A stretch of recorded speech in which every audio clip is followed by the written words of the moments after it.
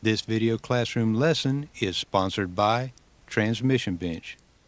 Visit the transmissionbench.com store for the deluxe super kit, other parts, and even the video classroom lessons used during this project. Hi, and welcome back. Here's an overview of not only what we will do, but also how we'll do it. The project has two parts.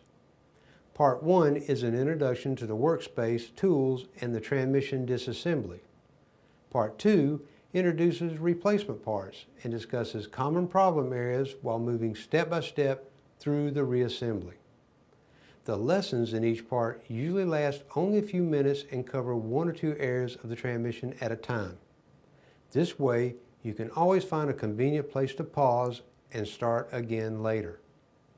By the end of the course, we will have dissected, diagnosed, and finally reassembled the entire transmission. This is Part 1, Lesson 1, so let me start by describing our workspace, tools, and how we'll work safely. We'll use two separate areas as you see here. I have the transmission to disassemble on one bench and another bench to place parts on as I remove them from the case.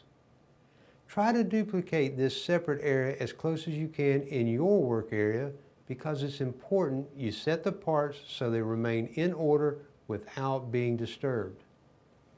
I'm going to flash forward for a minute and show you how my benches will look after teardown. Here's the transmission completely disassembled, and notice the parts placement. They're arranged neatly and orderly. This is our goal to reach by the end of Part 1, so keep this in mind as you set up your workspace. Once again, you need a separate area where parts won't be disturbed until you're ready to begin assembly. Now let's look at the tools we'll use during the project. If you think 4L60E transmission repair means you need a lot of special tools, well, you're wrong. I will demonstrate a few professional tools along the way, but I don't expect you to have them. They can be a little pricey and hard to find, so I'll show you how to work without them. There is one special tool you absolutely must have, and I'll get to it in a minute. The rest are either very common or easily made from materials at hand. Most of the tools used on this transmission are common mechanics tools like you see here. The most exotic is an inch-pounds torque wrench. The rest are common hand tools. We will not use any power tools such as air impact guns or ratchets. Aluminum is a soft metal easily damaged by air tools. These are tools homemade from scrap and used to compress the spring cages. They're not hard to make and can even be fabricated from wood.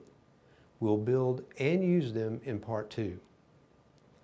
Here's the special tool I mentioned earlier. This is a unique bit used to remove the bell housing bolts. It's called a Torx Plus bit, and nothing can be substituted for it. Even though a Torx 50 bit seems to fit the bolt, it will not work. Trust me, it will strip out the bolt if you try to use it. My source for this tool is the Sonax company, but the bit doesn't come with a holder. I used a Craftsman type like you see here. I removed this T50 bit using a press and installed the Torx Plus bit in its place. One more thing before we get started. Protect yourself and work safely. Transmission repair can be dangerous, so make sure your work surface is sturdy enough to handle the weight. Wear eye protection and keep work gloves close by. When you're ready, meet me in Lesson 2.